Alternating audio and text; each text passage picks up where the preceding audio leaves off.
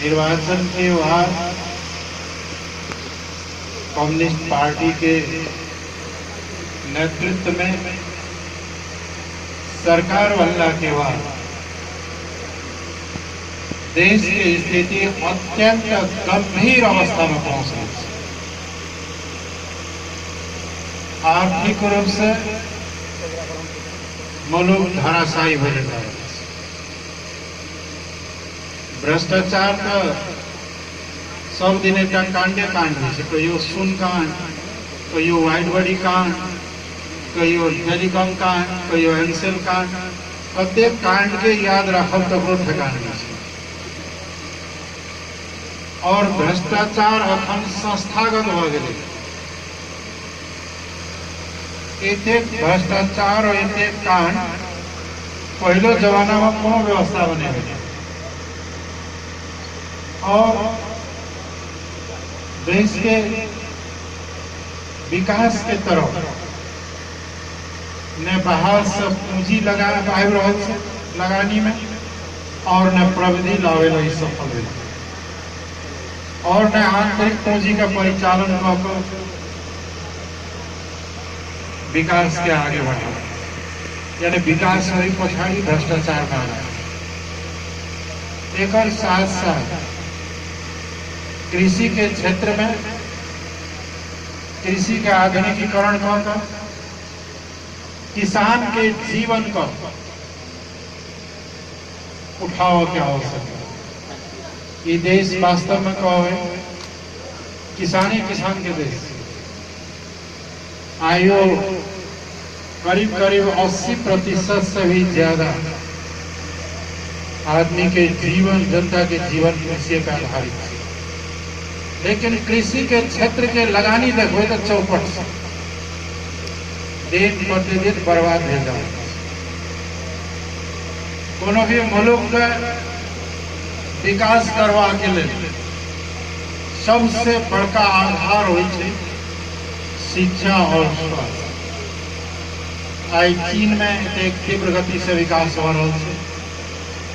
Japan होते दूसरे विश्व युद्ध ध्वस्त वाला जापान भी संसार के सबसे विकसित देश एक जमाना में।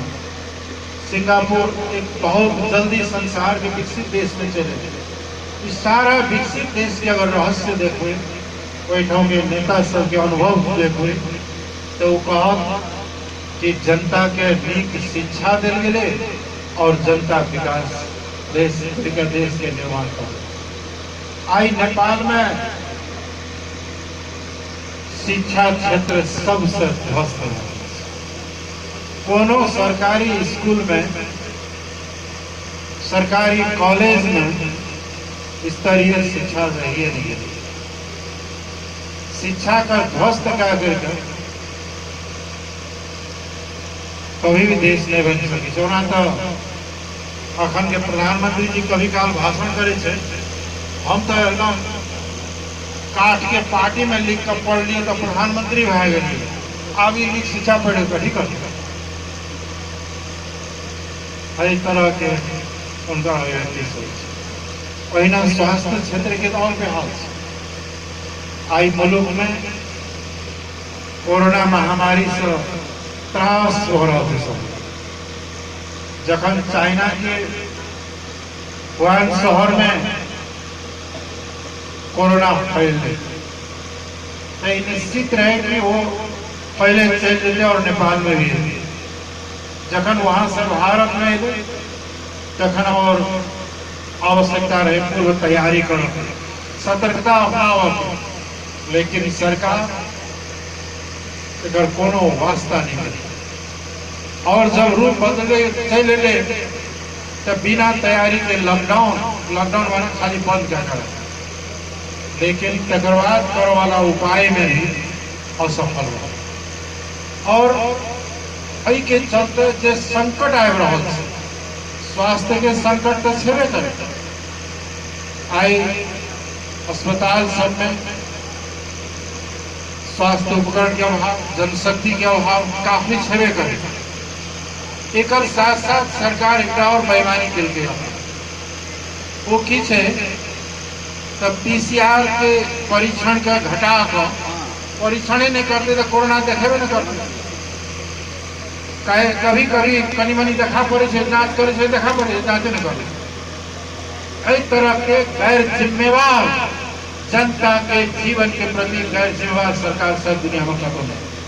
जे सरकार के नेतृत्व के पिरोली प्रत्येक गांव में आवश्यक है, प्रत्येक गांव पालिका में जिला में पीसीआर टेस्ट करल जाए और वही में जकर संक्रमित पायल जाए जे लोग उनका एक स्तरीय व्यवस्थित क्वारंटाइन में रखल जाए और जे लोग जिनका स्थिति कनी गंभीर होने के शंका से उनका सुविधा संपन्न अस्पताल में लाना आवश्यक। कई तरह की व्यवस्था करो में भी सरकार पूरा गैर जिम्मेवार और असफल। इधर आकर लॉकडाउन तो खोल दिल गए तैयारी करी कुछ नहीं। एक नहीं नेपाल के करीब करीब 65 लाख नेपाल के नागरिक वैदेशिक रोजगार में विभिन्न मुल्क में उनका सबके कोई देश में कंपनी सब और रखा की स्थिति नहीं है। ये तो विश्वव्यापी महामारी है। अब वो सब छटपटा रहा से अपन देश आवे के लिए, लेकिन सरकार उनका लाभ के कोनो व्यवस्था नहीं। जे कोई आइयो रहा से विभिन्न उपाय सब उनका लेल कोई व्यवस्थापन करो के व्यवस्था नहीं हो। चाहे आर्थिक क्षेत्र में भी, स्वास्थ्य के क्षेत्र में, शिक्षा के क्षेत्र में, कृषि क्षेत्र में देश का बर्बादे डाने भयंकर संकट के ओर जाए न बुझ कर धकेल जाए। अगर राजनीतिक क्षेत्र की बात कहा जाए तो निश्चित रूप में जबरदस्ती संविधान सभा के द्वारा घोषणा कर संविधान जारी हुए, संविधान त्रुटिपूर्ण, अधूरा और कई जगह में विवेचकारी प्रावधान भी रहे जकरा आवश्यक छे कि संविधान जारी के बाद जो सरकार बनते ओकरा संशोधन करे और परिमार्जन करे और संघीयता के कार्यान्वयन करना है आई के प्रमुख राजनीतिक आवश्यकता था। लेकिन संविधान संशोधन के बाद तो छोड़ दियो, संविधान के कार्यान्वयन करे के लिए आवश्यक कानून तक के निर्माण सरकार करे में असफल। संघीय प्रणाली दुर्भाग्य के बाद से जे व्यक्ति कभी भी संघीयता, कभी भी गणतंत्र, कभी भी समावेशिता नहीं चाहते, वे व्यक्ति आए संयोग से देश के प्रधानमंत्री से और अपने बनल संविधान का अपने उल्लंघन करे, संघीय गणतंत्र का समाप्त करके साजिश में दिन रात लगा। जगह सबसे बड़का उदाहरण से कि जे प्रदेश का एकल अधिकार के सूची में जो संविधान में जो अधिकार के स्रोत और अधिकार के बात निकल गए वो तक उपभोग करे के अवसर मिला प्रदेश में सरकार से, लेकिन एक पुलिसो नहीं छे, एक कर्मचारी तक नहीं छे। सरकार केकरा कहे जगर अपन स्रोत नहीं हुए, जगर अपन प्रशासन नहीं हुए, जगर अपन सुरक्षा निकाय नहीं हुए, जगर अपन अदालत नहीं हुए, वो कोनो सरकार भेले।